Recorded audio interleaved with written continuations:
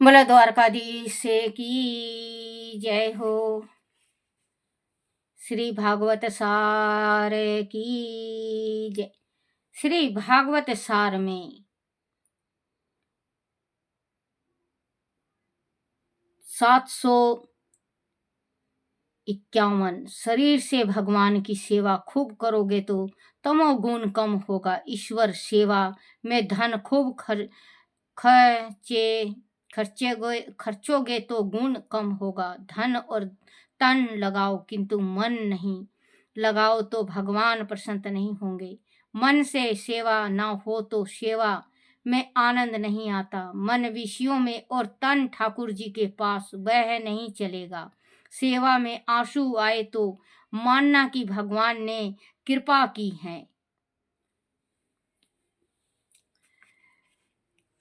752 जो दान लेता है वह बंधन में पड़ता है। दान बहुत सोच विचार कर लेना चाहिए तथा दान देने में भी सत्य पात्र का चयन करना चाहिए।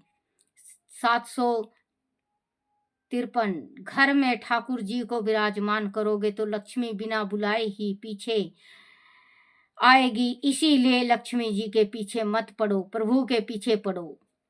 754 भगवान कहते हैं कि मैं जिस पर कृपा करता हूँ उनका धन हर लेता हूँ। कारण धन की वजह से ही मनुष्य अभिमानी बनता है और मेरा तथा लोगों का अपमान करने लगता है। 755 ईश्वर के दिए हुए समय समर्पित और शक्ति का जो सदुपयोग करे वह देवता, दुरुपयोग करे वह राक्षस हैं।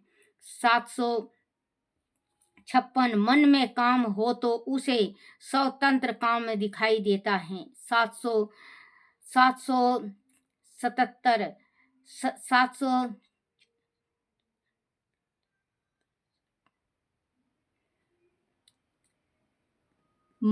भगवान द्वारा स्थापित मर्यादाओं का पालन करो।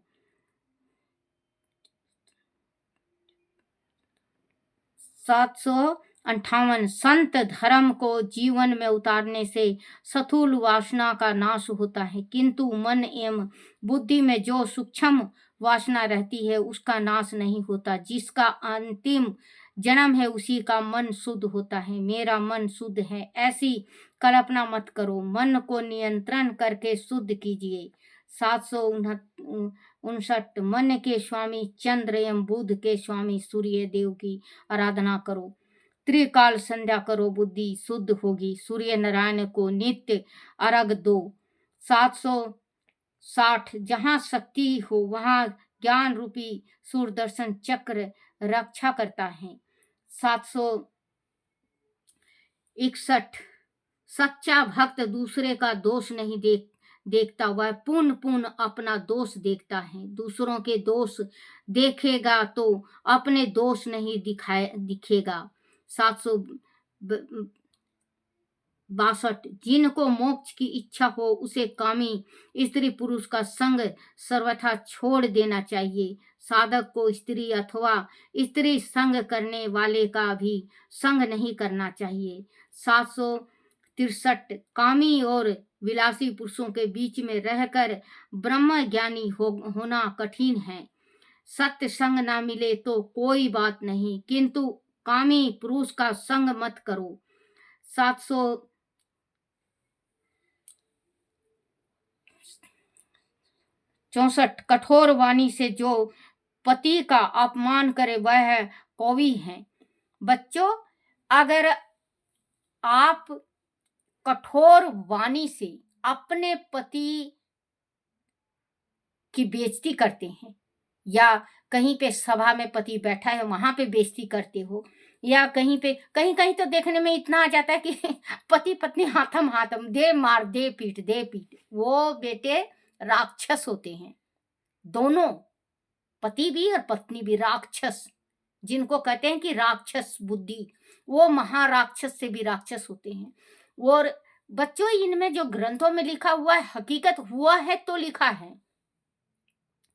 कभी भी अपने पति का बीच सभा में बैठे हुए पति का कभी अपमान नहीं करना चाहिए। जिस स्त्री ने अपने पति का अपमान किया है ना, वो नरकी में पड़ी रहती है। कौवी सबसे खोटा जन्म कग्गे का और सर्प का होता है। उनकी मृत्यु नहीं आती जल्दी से, वो तड़प तड़प के मरते हैं, बहुत तड़प तड़प के मरते हैं। कभी भी अपने पति का अपमान नहीं करना चाहिए, पति का या स्त्री का। जो ये नहीं कि पत्नी अपमान नहीं कर रही है आपका और आप भी सभा में अपनी स्त्री का अपमान कर रही हो। जो अर्जुन कौरव पांडव के साथ हुआ है ना, पांडव ने किया कौरव के साथ, वही हालत हो जाती है जो स्त्री का अपमान करता है। भगवान उनका साथ देता है स्त्री का, उस टाइम भगवान साथ देता है स्त्री का। और पुरुष का अगर पत्नी उसको धुतकारती है, लतियाती है, मारती है, थपड़ाती है, गलत शब्द बोलती है, माँ बाप के वास्ते गलत बोलती है, वो नरकगामी होते। उसका मुंह ऐसा हो जाएगा चमगादड़।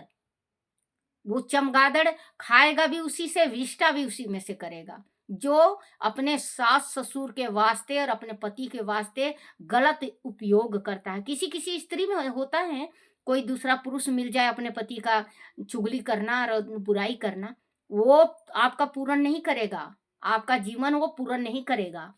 आपका अगर जीवन निभाव होगा तो आप अपने पति के साथ होगा। दूसरे आदमी तो सुआदू हैं, आपकी इज्जत लूटेंगे और छोड़ देंगे। आपका पति कभी भी आजमा के देख लेना बच्चों, अगर जो स्त्री दूसरे पुरुष के साथ गलत होती है ना, तो वो जैसे कि बच्चों, अगर मान लो हमारा ये कपड़ा है या हमारी गाड़ी है, हम उसको इतना संभाल के रखेंगे, इतना संभाल के रखेंगे, प्रेस करेंगे, धोएंगे, प्रेस करेंगे, उसको पन्नी में रखेंगे, फिर अलमारी में रखेंगे। और गाड़ी है, साफ पोछेंगे, झाड़ेंगे, एकदम चमाचम रखेंगे। और दूसरी की गाड़ी ले आएंगे तो पिएंगे, उसमें बीड़ी रे, सिगरेट रे, तम्बाकू रे, दारू पी के उसमें अड़ंगा रे, बड़ंगा रे, ऐसा गाड़ी को कर देंगे कि वो गाड़ी देखने लायक ही नहीं है। वो कपड़ा ले जाएंगे तो कपड़ा ऐसा दाग दबेला कर देंगे जैसे कि वो दोबारा वो बंदा नहीं पहन सकता। जो दूसरा कोई मांग के ले गया है वो ऐसा कर देगा कि जो बंदा दिया है वो दोबारा नहीं पहन सकता। वो वही वो स्टोरी औरतों में होता है लागू। आपके पति हैं, आपको संभालेंगे, आपकी इज्जत की रक्षा करेंगे, आपके तन मन धन से किसी से नहीं कहेंगे कि ये ऐसी है। अगर आप दूसरे से लगे तो वही गाड़ी अड़ंगा कचड़े वाला हो जाएगा आपका शरीर, क्योंकि वो दुरुपयोग करेगा आपके साथ। उसकी इच्छा कौन सी, वो आप हैं उनकी, जैसे मर्जी वैसे आपको उस आपके साथ संभोग करेगा वो। आपका पति, अगर आप थोड़ा सा भी तड़प जाती हैं, आपका पति से भी प्यार करने लगता है।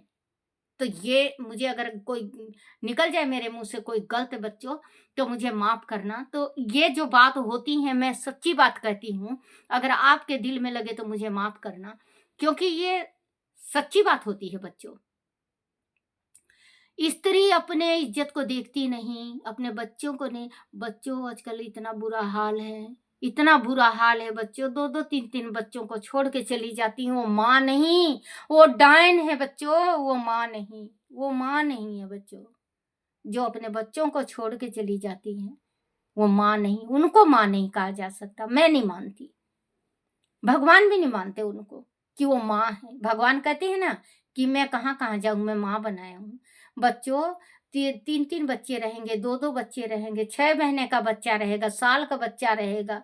जो बच्चा 3 महीने का आंख भी खोल के सही नहीं देख पाता कि मेरे माँ बाप कौन है, और उसकी माँ भाग जाती है अपने घर को छोड़ के, तो अपने पति बच्चों को छोड़ के दूसरे पराये पुरुष के पास। मैं तो कहती हूँ परमात्मा उन स्त्रियों के साथ जैसा बर्ताव आप जितना गंदा हो सके उतना आप करो, जो अपने पति की इज्जत और अपने बच्चों का प्यार को त्याग के चली गई हैं। बच्चों मुझे माफ करना, क्योंकि मैं संक्रांत में कहीं गई थी बच्चों, संक्रांत में मैं गई थी जजमानों के यहाँ 2-3 दिन रही थी। तो कोई मतलब है आपस में कोई बात कर रहा था वहां पे, बस में बातें हो रही थी कि ऐसे ऐसे करके रूह कांप जाता है बच्चों। ऐसी ऐसी बातें सुन के रूह कांप जाता है। वो बच्चों की, उन बच्चों की क्या गलती है? उन माँ बापों से पूछो कि उन बच्चों की क्या गलती है? उन बच्चों को लाए क्यों? जब आप लोगों को ही औकात नहीं है, शक्ति नहीं है, आप में समर्थ नहीं है उन बच्चों को पालने की, तो आप इस दुनिया में लेके क्यों आए? अनाथ क्यों बनाया आपने?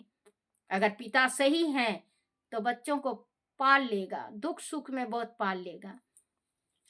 और पिता भी रंगरलियां मनाना चाहेगा तो वो दूसरी शादी कर लाएगा, दूसरी ब्याहता आ जाएगी, उनके छाती में फिर वही मूंग दलने वाली माँ आ जाएगी, सारा काम करवाएगी, रोटी दिया दिया, नहीं दिया नहीं दिया, बच्चों पांचों उंगली बराबर नहीं होता है। कोई कोई माँ से भी बद के माँ आ जाती है, कोई कोई सौतेली माँ ऐसी आती हैं, माँ से भी बड़ी प्यार करने वाली। और कोई कोई ऐसी माँ आ जाती हैं सौतेली कि उन बच्चों का रहना खाना पीना गंदा हो जाता है। उस टाइम नहीं दिखा जिस टाइम आपके माँ बाप ने शादी किया था, उसी टाइम छोड़ देते ना, उनका आपका आपका ही जो बिगड़ता वो आप ही का बिगड़ता, उस परिवार का नहीं बिगड़ता। आप दो दो तीन तीन परिवार की इज्जत पे खेल के गई हैं तो आप सुखी रह जाएंगी। आप ये सोचती हैं कि हम चले गए और हम सुखी रहेंगे इसके साथ। 4 दिन की चांदनी फिर अंधेरी रात है, 4 दिन की चांदनी है, अंधेरी रात बना ही रहता है, ये कालिक माथे से नहीं हटेगा। कहीं कहीं देखने में ऐसा आया है कि एक ब्याहता को छोड़ के भाग गई, वो नहीं पूछा, उसके दूसरे के साथ भाग गई, तीसरा नहीं चौथा। अरे भैया तुम औरत हो, तुमने तो कपड़ा के जैसे बदलना स्टार्ट कर दिया। अपनी आबरू को देखो, अपनी इज्जत को देखो। ये जो बच्चे, जो स्त्री का गर्भ है, ये धरती है, धरती। अगर ये धरती शर्मा जाएगी, बंजर हो जाएगा, बंजर, इस धरती में कुछ नहीं उगेगा। अगर आप लोगों को कोई बरगला रहा है तो आप अपने पति से कह सकते हैं, आप अपने सास ससुर से कह सकते हैं, आप अपने माँ बाप से कह सकते हैं, आप भाई से कह सकते हैं, आपका जो घना मित्र है उससे कह सकते हैं कि ऐसे ऐसे बात हैं। आपकी इज्जत बच जाएगी, आपके परिवार की इज्जत बच जाएगी। इतना बड़ा भूल नहीं करना चाहिए कि गलत उठा दिया कदम। माँ बाप भी और पति, वो पति की जिंदगी नरक हो जाती है। उस पति के ऊपर बच्चों देखो, माफ करना आज मैं 2-3 दफे कह चुकी कि मुझे माफ कर देना, क्योंकि आज मेरे मन में था, इसी वजह से मैंने सारी बात कह दी। उस पति की इज्जत खाक में मिल जाती है जिस टाइम उसकी स्त्री बच्चों को छोड़ के भाग जाती है और बाहर निकलता है तो कहते हैं ओ नपुंसक, तेरे में मर्दानगी नहीं थी क्या, जो तेरी स्त्री तुझे छोड़ के चली गई। उसके माँ बाप कहते हैं, उस लड़के के माँ बाप, तू मर्द नहीं था क्या जो तेरी स्त्री छोड़ के चली गई। आड़ पड़ोस के कहते हैं, और यही कहते हैं कि तेरा नहीं, ये और किसी का तुखम है। आपके माँ बाप ये कहने लगेंगे कि तेरा तुखुम नहीं, और किसी का तुखुम है। जो साली भाग गई तो मालूम नहीं कितने उसके यार होंगे। उन बच्चों की जिंदगी इतनी खराब हो जाती है, इतनी खराब हो जाती है। अनाथ आश्रम के बच्चे तो एक दफे अनाथ कहा जाते हैं, लेकिन जो माँ भागी अपने बच्चों को छोड़ के, उसके पिता को और उन बच्चों को बहुत बहुत ही सुनना पड़ता है। और मुझे हाथ जोड़ के मैं प्रार्थना करती हूँ बच्चों, मेरे मन से आज जो भी सच्ची बात थी वो निकल गई, और मैं कुछ अगर मेरे से गलती से निकल जाए तो आप मुझे माफ कर देना, क्योंकि ये संसार का असलियत है, संसार की सच्चाई कही आज मैंने आपसे। देना चाहिए जिनको मोक्ष की इच्छा हो, उन्हें कामी स्त्री पुरुष का संग सर्वथा छोड़ देना चाहिए। साधक को स्त्री अथवा स्त्री संग करने वाले का भी संग नहीं करना चाहिए। कामी और विलासी पुरुष के बीच में रहकर ब्रह्म ज्ञानी होना कठिन है। सत्य संग ना मिले तो कोई बात नहीं, किंतु कामी पुरुष का संग मत करो। 764 कठोर वाणी से जो पति का अपमान करे वह कौवी होती है। जो अपने पति का अपमान करती है उसकी वो कागा होती, कौवी कौवी हो जाती है, उसका जन्म कौवी का होता है। 765 अपमान 765 अपना घर तुम अयोध्या जैसा बनाओ, भक्ति के किनारे रहोगे तो तुम्हारा शरीर अयोध्या बन जाएगा। अगर आप अपना घर तुम अयोध्या के जैसे बनाना चाहती हो तो भक्ति करो, खुद ही अयोध्या बन जाएगा। बोलो श्री कृष्ण भगवान की जय हो। श्री कृष्ण गोविंद हरे मुरारी, हे नाथ नारायण वासुदेवाय, हे नाथ नारायण वासुदेवाय, हे नाथ नारायण वासुदेवाय। बोलो श्री कृष्ण भगवान की जय हो।